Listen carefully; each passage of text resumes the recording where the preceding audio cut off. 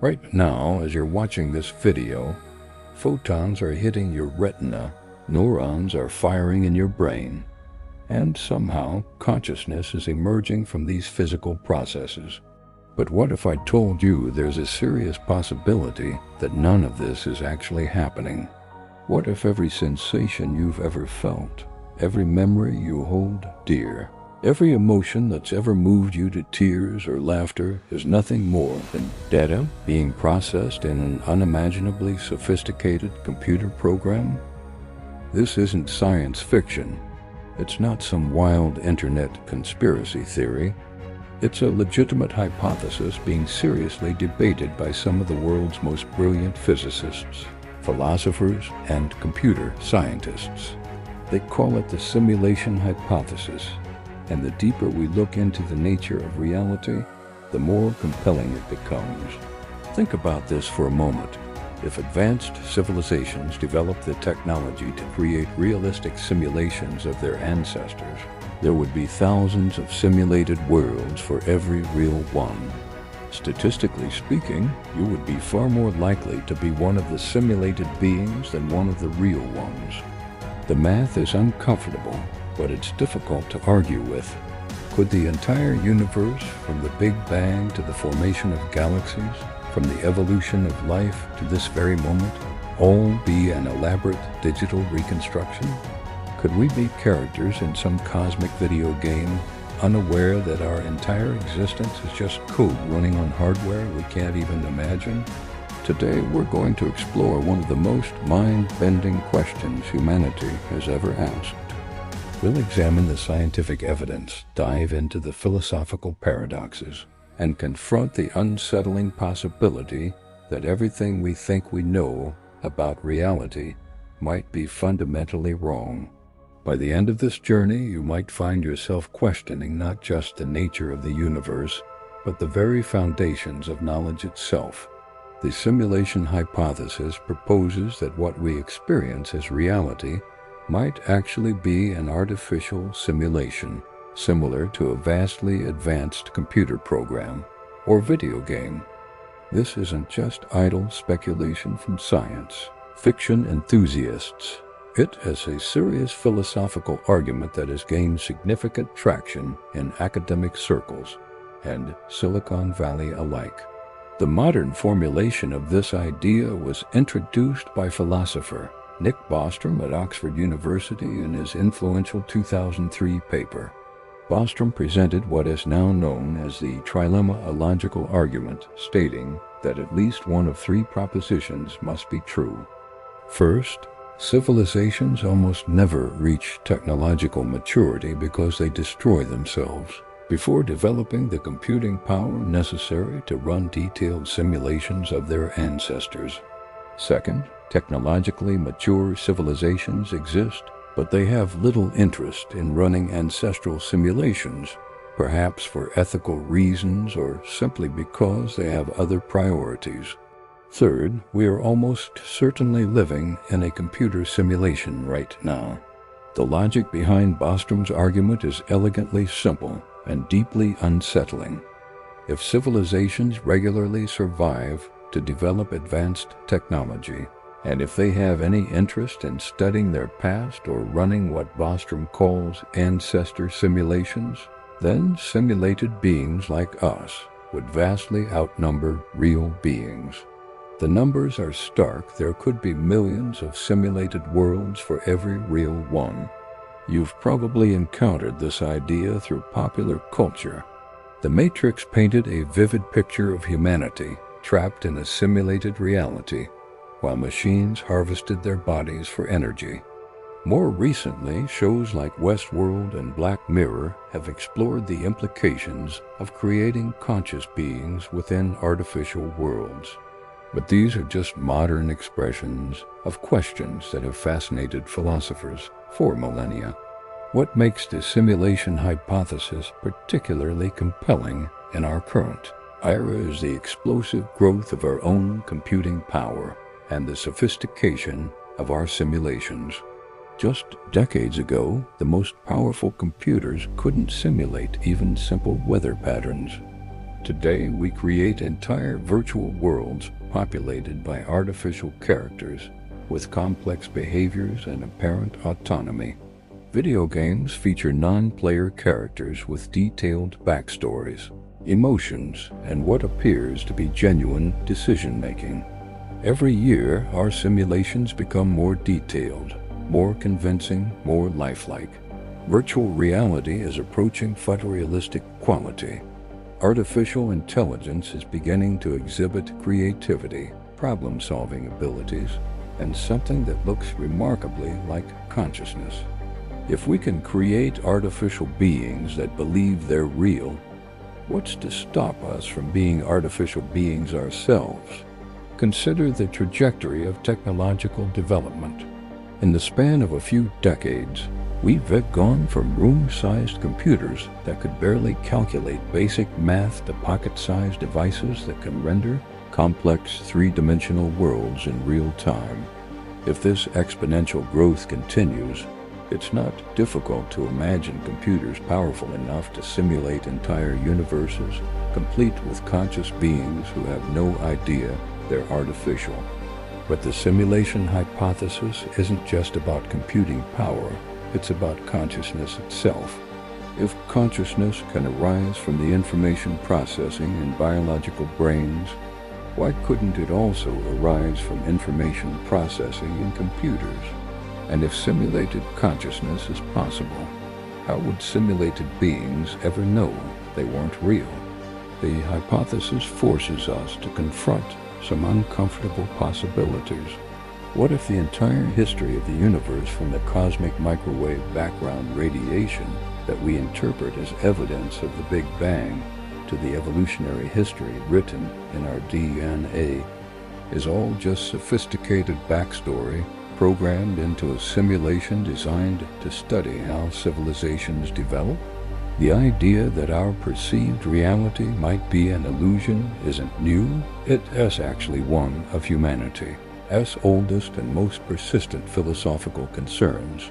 Long before computers existed, brilliant minds were questioning the nature of existence itself, laying the groundwork for what we now call the simulation hypothesis. 2,400 years ago, the Greek philosopher Plato told a story that continues to resonate today. In his famous allegory of the cave, Plato asked us to imagine prisoners chained in a dark cave, forced to stare at a wall where shadows dance, shadows cast by objects they cannot see, carried by people they cannot hear. To these prisoners, the shadows represent the totality of reality. They give the shadows names, create stories about them, and build their entire understanding of the world around these flickering illusions. But what happens when one prisoner breaks free? When he turns around and sees the fire casting the shadows, then climbs out of the cave into the blazing sunlight of the real world? Plato was asking a profound question that cuts to the heart of human existence. How do we know that what we perceive as reality isn't just shadows on a wall? How do we know we're not the prisoners mistaking illusions for truth? Fast forward to 17th century France, where René Descartes was consumed by similar doubts. Lying in bed one morning, Descartes wondered if everything he thought he knew could be wrong. What if his senses were deceiving him? What if there was no physical world at all?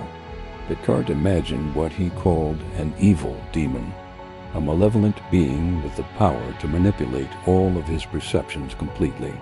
This demon could make him feel warmth when there was none, see light where there was only darkness, and believe in a physical world that didn't actually exist.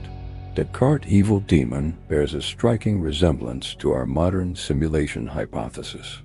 Replace evil demon with advanced computer program, and you have essentially the same scenario, a situation where all of our experiences could be artificially generated by forces beyond our understanding.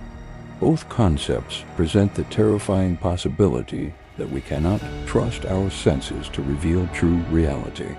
The 18th century philosopher Immanuel Kant took this skepticism even further. Kant argued that we can never know things as they truly are, what he called things in themselves. We only experience reality as it appears to us, filtered through the limitations of our senses and the structure of our minds. According to Kant, the universe we think we inhabit might be radically different from the universe as it actually exists. We're trapped within our own perceptions, unable to step outside them to see reality directly. Perhaps the most poetic expression of these ideas comes from the ancient Chinese philosopher Zhuangzi, who told a story that continues to puzzle people today. Zhuangzi dreamed he was a butterfly fluttering from flower to flower, completely unaware of his human existence. When he woke up, he was struck by a disturbing question. Was he a man who had dreamed of being a butterfly, or was he actually a butterfly now dreaming of being a man? How could he possibly tell the difference? This question cuts to the very heart of the simulation hypothesis.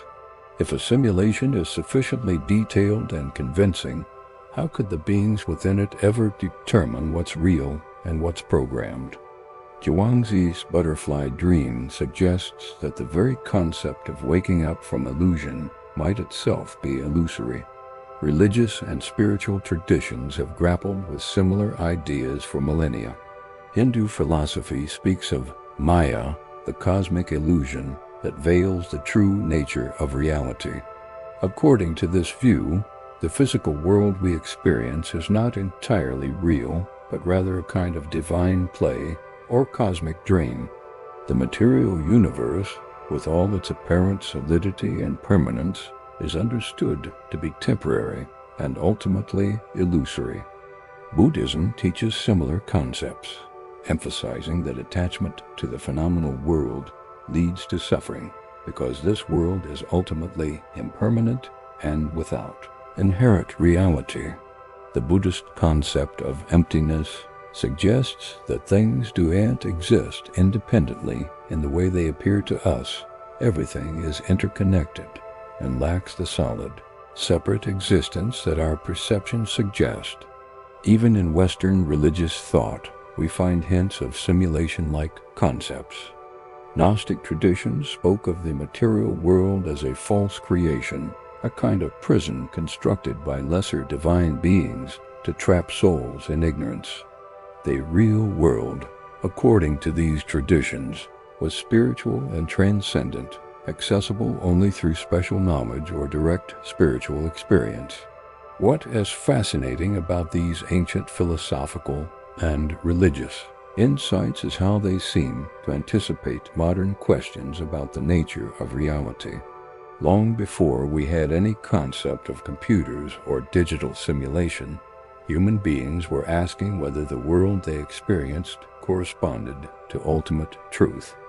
The simulation hypothesis is in many ways a technologically updated version of questions that have haunted human consciousness since we first began to think deeply about existence.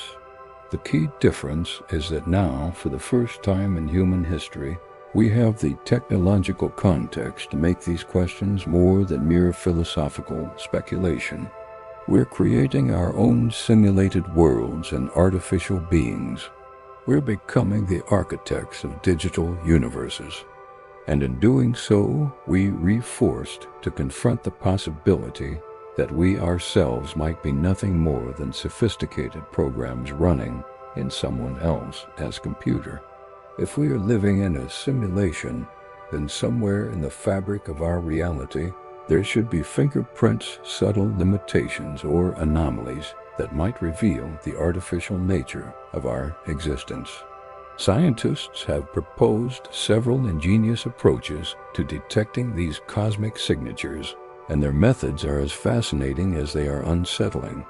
The most promising avenue involves something called the Planck length, the smallest possible unit of measurement in our universe, approximately 1.6 times 10 to the negative 35th meters.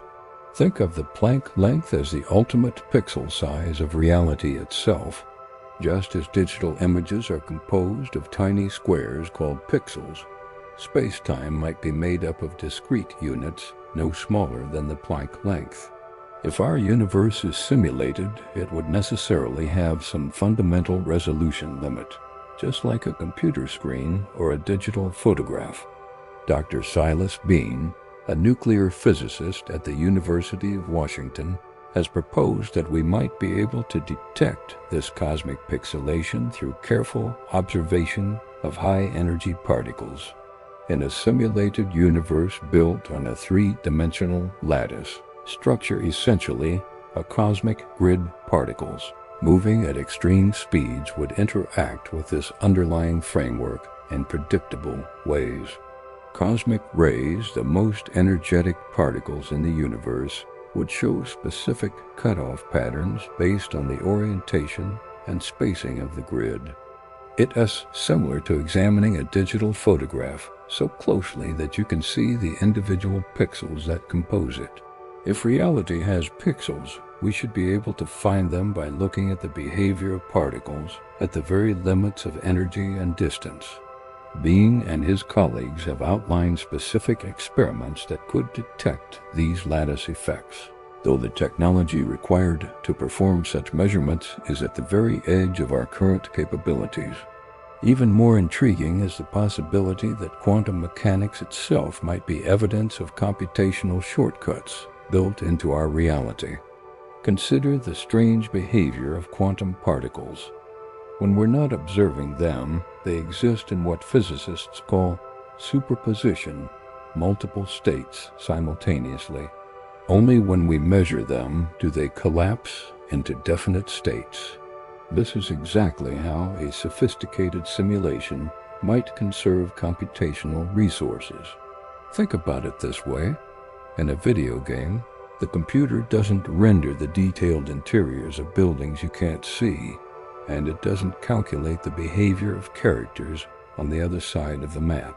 It only computes what's necessary for your current experience.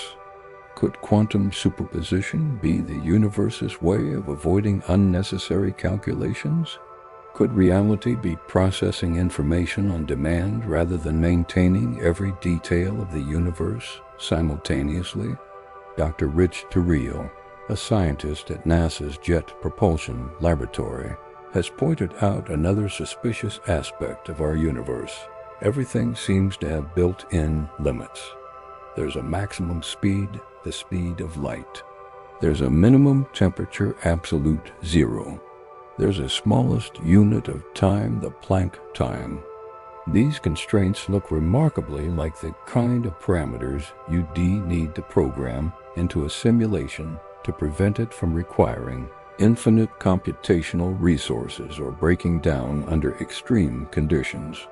But perhaps the most compelling evidence comes from an unexpected source: the cosmic microwave background radiation, the afterglow of the Big Bang that permeates all of space. This radiation should be perfectly smooth and random, but it's not. There are tiny variations in temperature and density, and some of these patterns seem almost too organized, too perfect to be entirely natural. Some researchers have suggested that these patterns might be evidence of the computational grid underlying our simulated reality. Just as digital images sometimes show compression artifacts or processing signatures, our universe might bear the subtle marks of whatever computational processes maintain it. The cosmic microwave background could be like a cosmic watermark, identifying the signature of our reality's processors. Dr. James Gates, a theoretical physicist at the University of Maryland, made a discovery that sent shockwaves through the physics community. While working on supersymmetry equations, mathematical descriptions of fundamental particles and forces, Gates found something extraordinary embedded deep within the mathematics: error-correcting codes. These are the same types of codes used in computer programming to detect and fix data corruption. The presence of error-correcting codes in the fundamental equations of physics is either an incredible coincidence or a smoking gun. In computing, these codes serve a crucial purpose. They help maintain data integrity when information is transmitted or stored.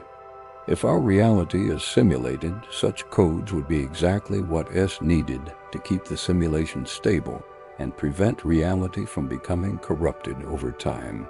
Recent advances in quantum computing have revealed even more intriguing possibilities. Quantum computers work by manipulating quantum states directly, and they're incredibly sensitive to environmental interference. Researchers have noticed that quantum systems sometimes behave as if they're running up against fundamental computational limits. Limits that would make perfect sense if our reality is actually a quantum simulation running on some vast cosmic computer. The late physicist John Wheeler proposed that reality might be informational at its core, it from bit, as he famously put it. According to Wheeler's vision, matter and energy might be secondary phenomena that emerge from more fundamental information processing. If Wheeler was correct, then the distinction between reality and simulation might be meaningless. Reality might literally be computation. Some scientists have proposed direct experiments to test for simulation signatures. These include looking for periodic variations in physical constants, searching for computational artifacts in the distribution of matter in the universe, and examining whether the laws of physics show signs of being approximations rather than exact relationships. One particularly clever approach involves studying the behavior of virtual particles, quantum fluctuations that briefly pop into existence and then disappear. In a simulated reality, these fluctuations might show patterns that reveal the underlying computational structure. It's like looking for the seams where different processing systems meet. But here's where things get truly unsettling. Some researchers have suggested that if we in a simulation, our attempts to detect it might be actively suppressed by the programming itself. The simulation might be designed to always provide plausible natural explanations for any anomalies we discover, making it impossible for us to reach definitive conclusions about our nature. Even more disturbing is the possibility that the simulation might adapt in real time to our investigations. If we start looking for evidence in one area, the programming might patch those potential glitches and redirect our attention elsewhere. We could be locked in an eternal game of cat and mouse with systems specifically designed to maintain the illusion of natural reality. Despite these challenges, the search continues. Teams of physicists around the world are designing increasingly sophisticated experiments to probe the boundaries of reality itself. Some experiments are already underway, quietly examining everything from the behavior of subatomic particles to the large-scale structure of the universe, looking for signs that our reality might not be what it seems. As we delve deeper into the possibility of proving we live in a simulation, we encounter philosophical and logical obstacles that make the task seem not just difficult, but potentially impossible in principle. These aren't merely technical challenges that better equipment might solve. They fundamental problems that strike at the heart of what it means to seek truth about reality. The most significant challenge is what philosophers call the problem of epistemic circularity, using a system to evaluate itself. If we're trying to determine whether our reality is simulated, every piece of evidence we examine, every instrument we use, every thought we think is potentially part of that same simulation.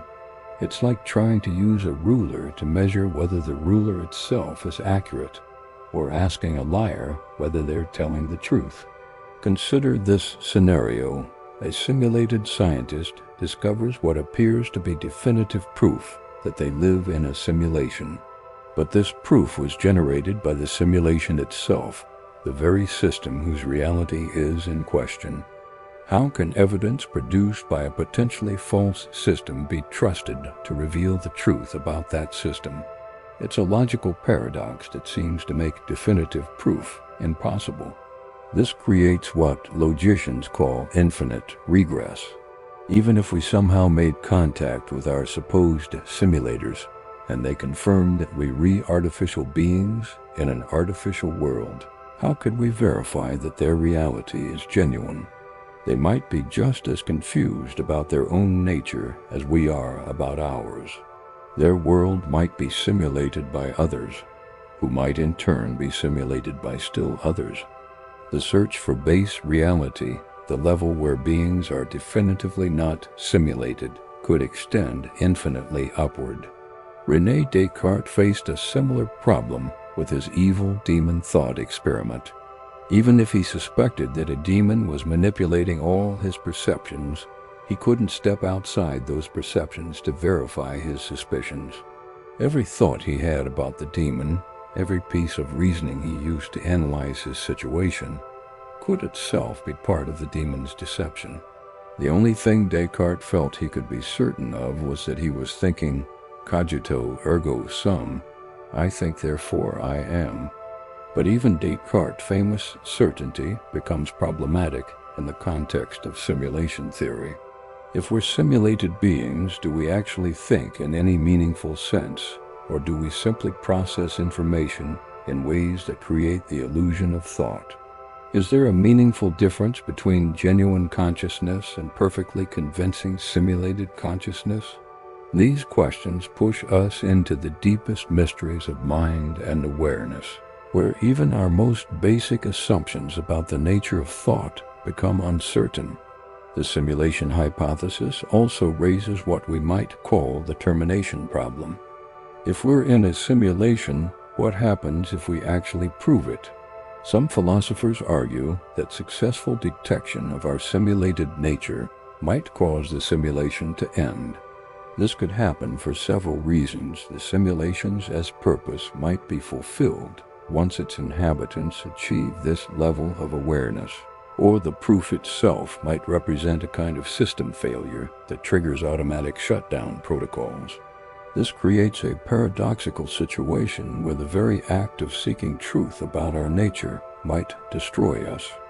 It's like a cosmic version of Schrödinger's cat, where the simulation exists in a superposition of states. Proof of its nature and continued existence are mutually exclusive. The act of observation, of definitively determining our status, might collapse the wave function in a direction that erases us from existence. Consider also what researchers call the patch problem. If we're in a sophisticated simulation, the programmers might have anticipated attempts at detection and built-in countermeasures. Any method we develop to test for simulation might trigger automatic responses that eliminate the evidence we're looking for. The simulation might be designed to evolve and adapt, always staying one step ahead of our attempts to unmask it. This isn't just theoretical paranoia, it's exactly what we'd expect from well-designed software. Modern computer systems include extensive error checking, self-monitoring, and automatic correction systems.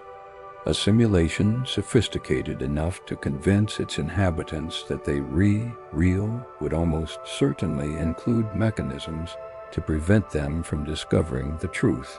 Some researchers have suggested that we might already be seeing evidence of such patch mechanisms at work. Whenever physicists discover new particles or phenomena that seem to reveal deeper layers of reality, they consistently find that these discoveries lead to even more complex questions rather than ultimate answers. Could this pattern be evidence that the simulation automatically generates new layers of complexity to stay ahead of our investigations? The measurement problem in quantum mechanics might itself be a simulation artifact. The fact that quantum systems seem to know when they're being observed and change their behavior accordingly looks suspiciously like a computational optimization. But if the measurement problem is evidence of simulation, then using quantum mechanical experiments to test for simulation becomes circular. We'd be using a potentially simulated phenomenon to test for simulation. Perhaps most troubling is what philosophers call the significance paradox. Even if we could somehow definitively prove that we're simulated, would this knowledge fundamentally change anything meaningful about our existence? If our experiences of love, beauty, suffering, and growth are indistinguishable from real experiences, do they have any less value? If consciousness is consciousness regardless of its substrate, does it matter whether that substrate is biological neurons or digital processors? This paradox suggests that the simulation hypothesis might be unfalsifiable, not because we lack the technical means to test it, but because the very concepts of real and simulated might be meaningless distinctions when applied to conscious experience. If a simulation is sufficiently sophisticated, the difference between being simulated and being real might be purely philosophical rather than practical. Some philosophers argue that these logical obstacles don't invalidate the search for truth about our nature. They simply reveal the profound complexity of reality and consciousness. Others contend that unfalsifiable propositions are essentially meaningless from a scientific perspective, telling us nothing useful about the world we inhabit. The challenge becomes even more complex when we consider that multiple simulations might be running simultaneously, testing different scenarios or housing different populations of simulated beings. Proving that we're simulated might not end our particular simulation, but could lead to modifications, resets, or transfers that effectively kill our current version while preserving the simulation infrastructure for other experiments. These philosophical challenges force us to confront fundamental questions about knowledge, reality, and existence itself. They suggest that the simulation hypothesis isn't just a scientific question that can be answered through clever experiments. It is a deep philosophical problem that touches the very foundations of how we understand truth, consciousness, and meaning. Despite the compelling logic of the simulation hypothesis, many scientists and philosophers have raised serious objections to the idea that we're likely to be living in an artificial reality. These counterarguments challenge both the technical feasibility and the logical foundations of simulation theory, offering important reality checks to what can sometimes seem like inevitable conclusions. Perhaps the most fundamental criticism comes from computational complexity theory. Critics argue that simulating a universe with the level of detail we observe would require computational resources so vast that they would likely exceed the capacity of any conceivable computer, even one built by a far more advanced civilization than our own. Consider what would be required to simulate just the quantum interactions in a single human brain, let alone the entire observable universe. Each quantum state would need to be tracked and updated continuously, with interactions calculated between countless particles across space and time. The computational demands would be staggering, potentially requiring more matter and energy than exists in the universe being simulated. Dr. Sabine Hossenfelder, a theoretical physicist at the Frankfurt Institute for Advanced Studies, has argued that the simulation hypothesis faces what she calls the infinite regress problem from a resource perspective. If simulated beings can themselves create simulations, and those simulations can create subsimulations, the computational requirements would grow exponentially with each level. Eventually, the combined computational load of all these nested simulations would exceed what's physically possible. Another significant objection comes from our understanding of consciousness itself. Many neuroscientists argue that consciousness emerges from specific biological processes that can't simply be replicated in silicon. If consciousness requires particular types of quantum coherence effects in microtubules within neurons, as some theories suggest, then digital simulations might be able to replicate behavior, but not genuine conscious experience. This leads to what philosophers call the zombie problem. Even if a simulation could perfectly replicate all of our behaviors and responses, it might lack the inner experience, the what-it-s-like quality of consciousness that philosophers call qualia. We might be philosophical zombies, acting conscious but lacking genuine subjective experience. But if we lack genuine consciousness, then the question of whether we re-simulated becomes meaningless. There would be no we to be simulated in the first place. Some scientists have challenged the statistical arguments that form the core of Bostrom's trilemma. They argue that the assumption that advanced civilizations would want to run ancestor simulations is unfounded speculation. Perhaps advanced beings find such simulations unethical, considering it immoral to create conscious beings for the purpose of study. Or perhaps they have better ways to understand their past that don't require creating entire simulated universes. Dr. David Pearce, a philosopher and advocate for reducing suffering, argues that advanced civilizations would be unlikely to create simulations that include suffering, pain, and death, yet our world is full of such experiences. If we were created by benevolent advanced beings, why would they program in natural disasters, diseases, and all the various forms of suffering that characterize life on Earth? From a purely logical standpoint, some philosophers argue that the simulation hypothesis commits what's known as the reference class problem. When Bostrom calculates the probability that we're simulated, he's comparing us to all possible conscious beings across all possible worlds. But critics argue that we can only meaningfully compare ourselves to beings in our own reference class beings with our specific type of consciousness and our particular relationship to reality. The hypothesis also faces challenges from Occam's razor, the principle that simpler explanations are generally preferable to more complex ones. Is it simpler to assume that we live in a natural universe governed by physical laws, or that we live in an artificial construct created by beings who are themselves subject to physical laws? The simulation hypothesis seems to add unnecessary layers of complexity without providing additional explanatory power. Some physicists have argued that certain features of our universe actually argue against simulation theory. The apparent randomness in quantum mechanics, for instance, might be more difficult to simulate than deterministic processes. True randomness is computationally expensive and challenging to generate, whereas many natural processes could be more efficiently simulated using deterministic algorithms that only appear random.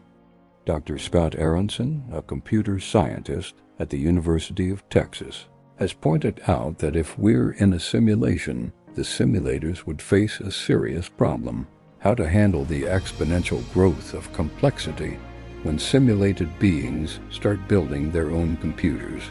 As we develop more powerful computing systems, the simulation would need to simulate those systems as well, creating recursive computational demands that could quickly become unmanageable.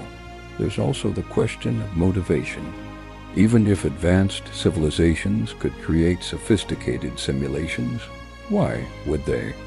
The assumption that they'd be interested in studying their ancestors or understanding their own development might be a projection of our current scientific curiosity rather than a universal feature of advanced intelligence.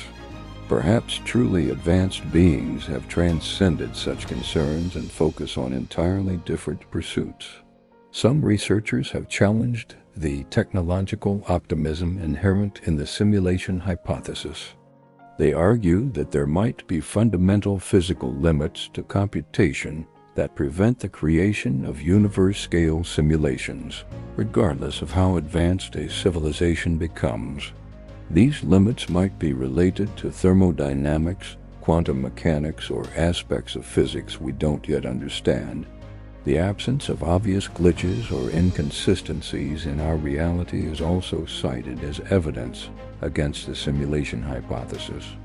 Critics argue that any simulation complex enough to include conscious beings would inevitably contain detectable errors, inconsistencies, or limitations. The fact that we haven't found compelling evidence of such artifacts might suggest that we're dealing with genuine physical reality rather than artificial simulation. From a practical standpoint, some scientists argue that the simulation hypothesis is essentially meaningless because it makes no testable predictions. If any evidence we find can be dismissed as potentially part of the simulation, then the hypothesis becomes unfalsifiable and therefore unscientific. A theory that can't be proven wrong, they argue, tells us nothing useful about the world. These counter-arguments don't definitively disprove the simulation hypothesis, but they highlight important weaknesses in the reasoning and assumptions that underlie it. They remind us that extraordinary claims require extraordinary evidence, and that the mere logical possibility of something doesn't make it probable or even plausible. If we were to somehow discover definitive proof that we're living in a simulation, the implications would be so profound and far-reaching that they would fundamentally transform every aspect of human civilization. The revelation wouldn't just change how we understand reality, it would reshape our entire approach to existence, meaning, morality, and our place in the cosmos. The immediate psychological impact would likely be catastrophic for many people. Imagine waking up tomorrow to irrefutable evidence that everything you've ever experienced, every relationship you've cherished, every achievement you've worked toward is artificial. The existential crisis would be unlike anything humanity has ever faced. Some people might suffer complete psychological collapse, unable to cope with the revelation that their entire existence is essentially a sophisticated illusion. Religious institutions would face perhaps the greatest challenge in their history. How would Christianity, Islam, Judaism, Buddhism, or Hinduism adapt to the knowledge that their believers are artificial beings in an artificial world? Some might argue that this doesn't diminish the importance of spiritual truth, that even simulated beings have souls or spiritual significance.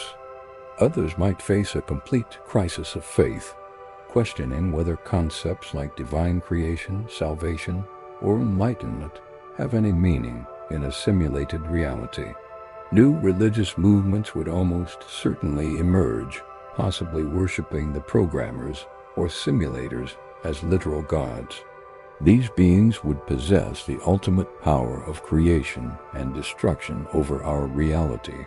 They could modify the laws of physics at will, create or destroy entire worlds, and control every aspect of existence. The traditional concept of God might seem almost quaint compared to beings with such absolute power over our simulated universe. The implications for ethics and morality would be equally profound. If we're simulated beings, do our actions have genuine moral weight?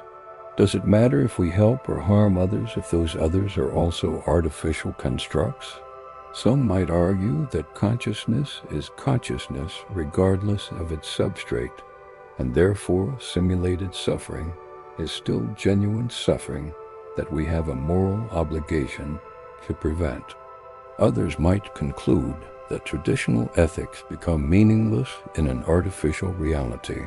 The concept of death would be transformed entirely. Rather than biological termination, death might be understood as a cessation of computational processes. This could lead to new questions. Do we have backups? Can we be restored from previous saves? Are there multiple versions of us running in parallel simulations? The possibility of digital resurrection might make death seem less final, but it could also raise disturbing questions about personal identity and continuity of consciousness. Science itself would undergo a fundamental paradigm shift. Instead of discovering natural laws, scientists would be reverse engineering software. Physics would become a form of computer science, with researchers trying to understand the algorithms and data structures that underlie reality. The search for a theory of everything would be replaced by attempts to understand the operating system that runs our universe. Legal systems would face unprecedented challenges.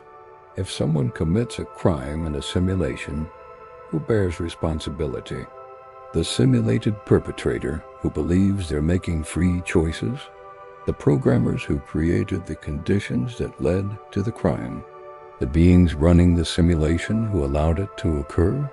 Traditional concepts of responsibility, punishment, and justice would need complete reconceptualization.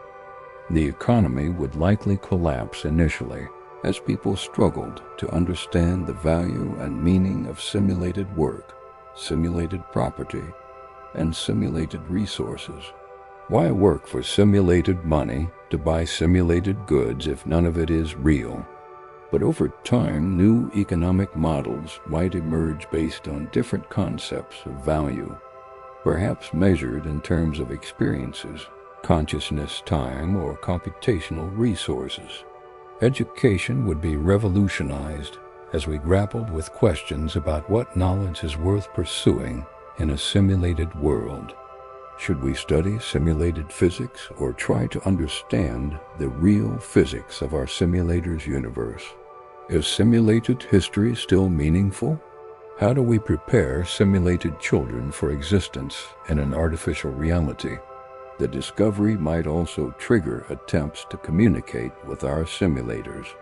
Governments and scientific organizations would likely coordinate massive efforts to send messages to whoever is running our simulation. But what would we say? What would we ask? And how would we handle the possibility that our simulators might not want to communicate with us, or that they might shut down the simulation if they realized we'd figured out our nature?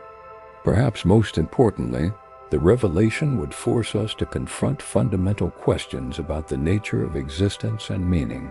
If our lives are simulated, do they still have value? Is simulated love still love? Is simulated beauty still beautiful? Is simulated consciousness still consciousness? Some philosophers argue that these questions miss the point, that the experience of consciousness and the meaning we create within our reality remain valid, regardless of the substrate that supports them.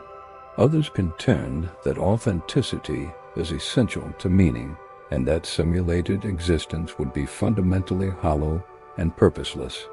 The knowledge that we re-simulated might also lead to attempts to break out of the simulation or find ways to interact with the higher reality. This could range from trying to find exploits or glitches that allow communication with the outside, to searching for ways to upload ourselves to the simulator's reality, to attempting to crash or escape from our simulated prison. There's also the possibility that the revelation could trigger a kind of simulated renaissance, freed from concerns about death, scarcity, or physical limitations. We might focus entirely on consciousness, creativity, and experience. If we can't affect the real world, we might dedicate ourselves to perfecting the simulated one, creating art, music, literature, and philosophy of unprecedented beauty and meaning. Ultimately, discovering that we're simulated would force humanity to grapple with the deepest questions about existence, consciousness, and meaning that we've ever faced. It would be simultaneously the most important discovery in human history and potentially the most destructive to human civilization. The question isn't just whether we could handle the truth, it is whether we should even be looking for it. We've journeyed through some of the most mind-bending questions that human consciousness has ever grappled with. We've explored ancient philosophical doubts about the nature of reality, examined cutting-edge scientific attempts to detect the fingerprints of simulation, and confronted the logical paradoxes that might make definitive proof impossible. We've considered the arguments of skeptics who dismiss the hypothesis and imagine the profound implications if it were true. But perhaps the most important question isn't whether we can prove we're in a simulation. It's what this question reveals about us as conscious beings seeking truth in an uncertain universe. The fact that we can even contemplate the possibility that our entire reality might be artificial demonstrates something remarkable about human consciousness. We possess the ability to step outside our immediate experience and question the very foundations of existence itself. The simulation hypothesis forces us to confront fundamental questions about reality, consciousness, and meaning that extend far beyond the realm of computer science or even philosophy. It asks us to consider what makes experience valuable.